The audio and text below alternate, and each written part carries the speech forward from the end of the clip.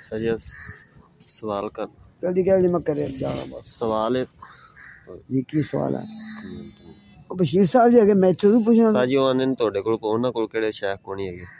अरबी साहब ने सवाल भेजा अच्छा अगे पहले लवा काटा पहला नहीं अब मेरियां भी लवा की सवाल है सही सवाल है उस्ताद मोहतरम के एक तालिब इल्म है और काफ़ी अमीर कबीर है और उसके बाकी बहन भाई पढ़ते हैं कॉलेज यूनिवर्सिटी के अंदर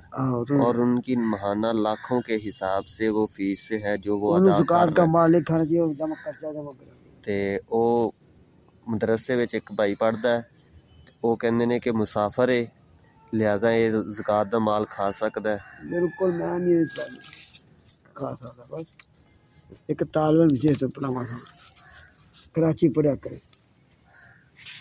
वो तालब ने गल आप सुनाई जी असी अमीर सा हाफिजाबाद पढ़ता कराची मैं कह देंगे मैं नहीं पढ़ना क्यों मैं ज़कात दा माल खाने हो मैं कि ज़कात दा माल खाना छड़ता घर दे खर्चा दे लगते अदा जेड़ा सबक में अगे मैं 4-5 बारी पढ़ के याद में पढ़ने वाला मुंडा सी वो मैं एक बारी 2 बारी पढ़ा मेरे याद है इन्ना फर्क पैंदा ज़कात दा मुस्तहिक नहीं